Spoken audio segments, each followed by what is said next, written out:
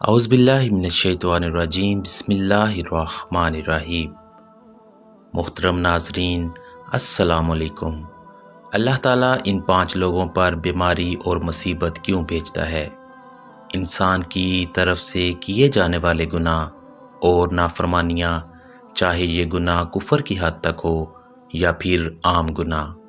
یا پھر کبیرہ گناہوں سے تعلق رکھتے ہوں، تو پھر اللہ تعالیٰ کی طرف سے اس گناہ گار بندے کے اوپر مصیبت، پریشانی یا پھر کسی بیماری میں اس گناہ گار شخص کو مبتلا کیا جاتا ہے۔ اللہ تعالیٰ ارشاد فرماتا ہے،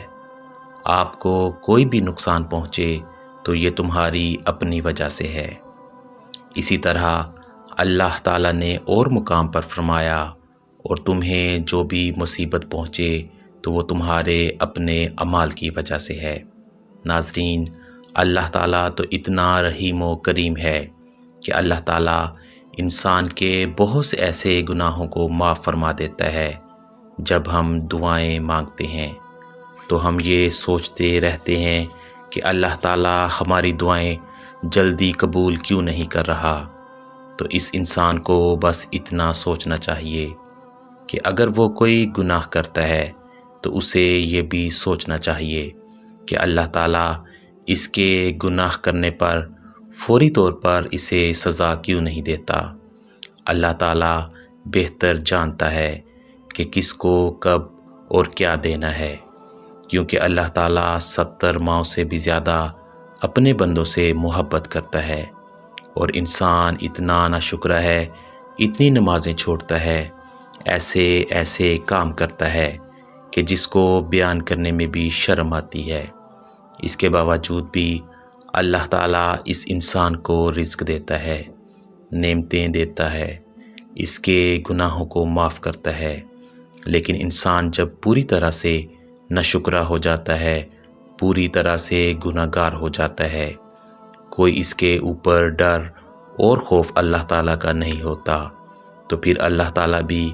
اسے اس کی اوقات یاد دلانے کے لیے کہ تو انسان ہے، تجھے بنانے والا اللہ ہے، یہ یاد دلانے کے لیے اسے پریشانیوں میں، مصیبتوں میں، بیماریوں میں مبتلا کر دیتا ہے۔ ناظرین، جیسے کہ اللہ تعالیٰ نے قرآن کریم میں یہ فرمایا ہے، جس کا ترجمہ یہ ہے، اور تمہیں جو بھی مصیبت پہنچے تو وہ تمہارے اپنے اعمال کی وجہ سے ہے۔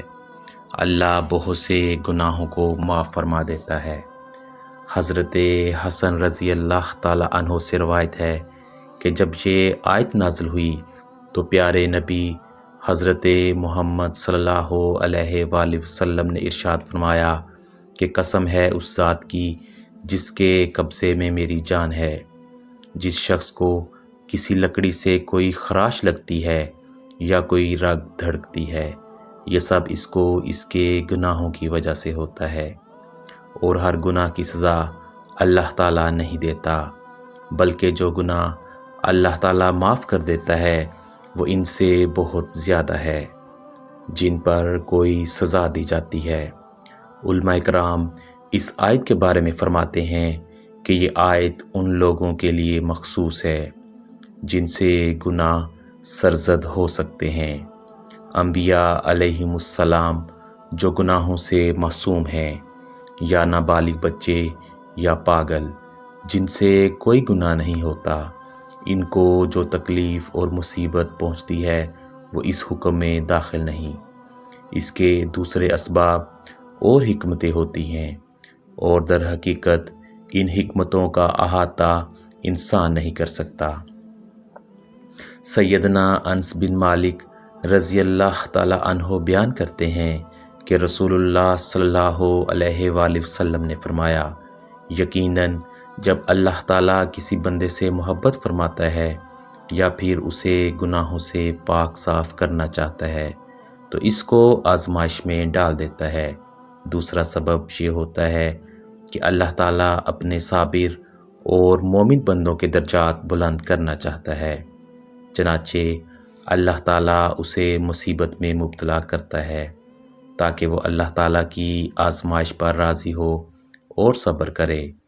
نتیجے میں اللہ تعالیٰ اسے آخرت میں صابرین کے اجر سے نوازے اور اپنے یہاں اسے کامیاب لوگوں میں لکھ دے۔ انبیاء کرام اور نیک لوگوں کو بھی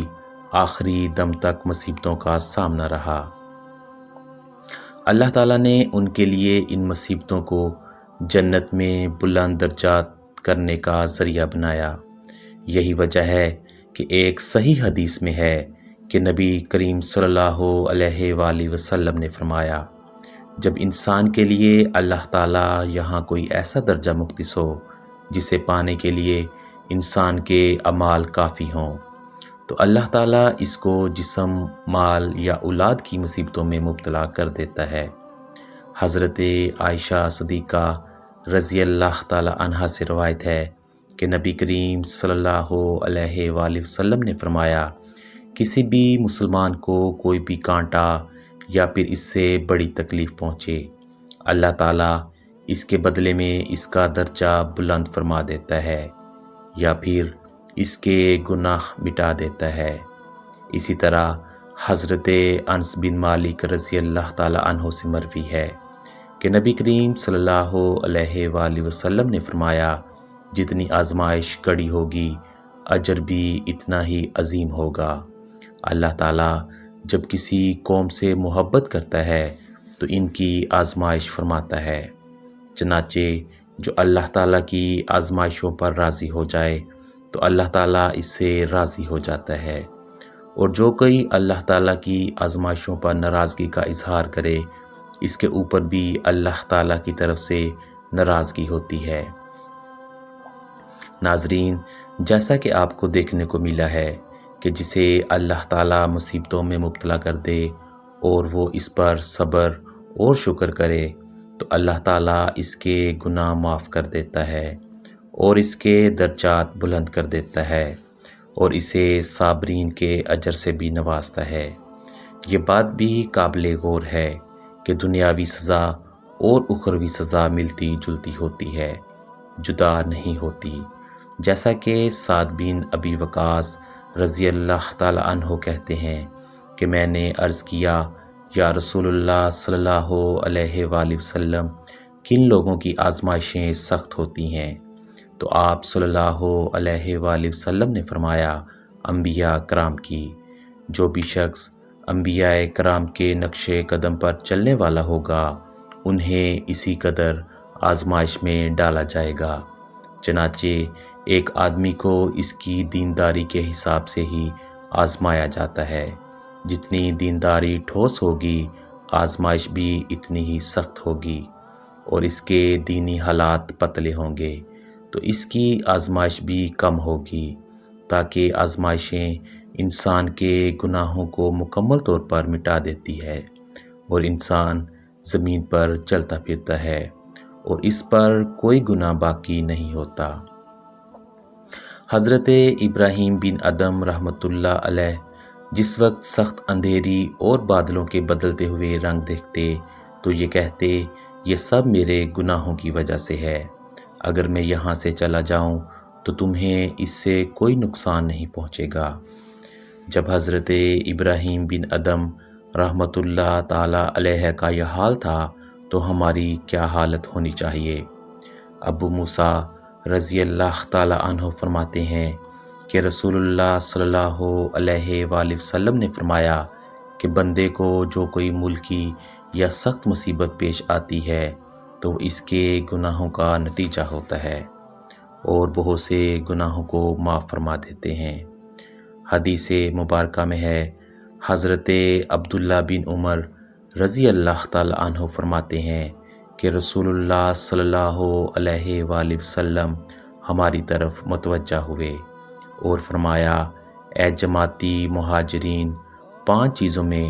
جب تم مبتلا ہو جاؤ اور میں اللہ کی پناہ مانگتا ہوں اس سے کہ تم ان چیزوں میں مبتلا ہو۔ نمبر 1، جس قوم میں فحاشی علانیہ ہونے لگے تو اس میں طاعون اور ایسی بیماریاں پھیل جاتی ہیں جو ان سے پہلے لوگوں میں نہ تھیں۔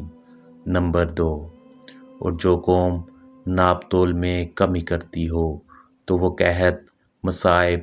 اور بادشاہوں یعنی حکمرانوں کے ظلم و ستم میں مبتلا کر دی جاتی ہے۔ نمبر 3، اور جو قوم اپنے مال کی زکوٰۃ نہیں دیتی ہے اس پر بارشیں روک دی جاتی ہیں، اور اگر چوپائی یعنی 4 پیروں والے جانور نہ ہوں تو ان پر کبھی بھی بارش نہ برسے۔ نمبر 4، اور جو قوم اللہ اور اس کے رسول صلی اللہ علیہ وآلہ وسلم کے عہد کو توڑتی ہے، اللہ تعالیٰ ان پر غیروں کو مسلط فرما دیتا ہے جو اس قوم سے عداوت رکھتے ہیں، پھر وہ ان کے اعمال چھین لیتا ہے۔ نمبر 5، اور جب مسلمان حکمران کتاب اللہ کے مطابق فیصلے نہیں کرتے بلکہ اللہ تعالیٰ کے نازل کردہ نظام میں اپنی مرضی کے کچھ احکام اختیار کر لیتے ہیں اور باقی چھوڑ دیتے ہیں، تو اللہ تعالیٰ اس قوم کو خانہ جنگی اور باہمی اختلاف میں مبتلا کر دیتے ہیں۔ حضرت عائشہ رضی اللہ تعالیٰ عنہا فرماتی ہیں، رسول کریم صلی اللہ علیہ وآلہ وسلم سے طاعون کی حقیقت معلوم کی تو آپ صلی اللہ علیہ وآلہ وسلم نے مجھے بتایا کہ ویسے تو یہ عذاب ہے جسے اللہ تعالیٰ جس پر چاہے بھیجتا ہے، لیکن اللہ تعالیٰ نے ان مومنوں کے لیے اسے باعث رحمت بنا کر بھیجا ہے جو اس میں مبتلا کے وقت صبر کرتے ہیں، اور جس شہر یا جگہ طاعون ہو اور کوئی مومن اپنے اس شہر میں ٹھہرا رہے اور صبر کرنے والا اور اللہ اسے ثواب کا طالب رہے، یعنی اس بیماری بھرے علاقے میں کسی اور غرض یا مسئلے سے ہے، ثواب کی خاطر ٹھہرا رہے تو اللہ تعالیٰ اسے بڑا ہی اجر عطا کرے گا۔ تو پتہ یہ چلتا ہے کہ اللہ تعالیٰ اس کو بیماری بھی اسی وجہ سے دیتا ہے تاکہ وہ اس کے گناہوں کو معاف کر سکے۔ اللہ تعالیٰ سے دعا ہے کہ اللہ تعالیٰ آپ کو ہمیشہ خوش رکھے اور آپ کو اور ہمیں صراط المستقیم پر چلنے کی توفیق عطا فرمائے، اور میرا سنانا اور آپ کا سننا اپنی بارگاہ الہی میں قبول اور منظور فرمائے، آمین۔ ناظرین، کمنٹ باکس میں اللہ تعالیٰ کے 99 ناموں میں سے ایک نام ضرور ٹائپ کریں۔ شکریہ۔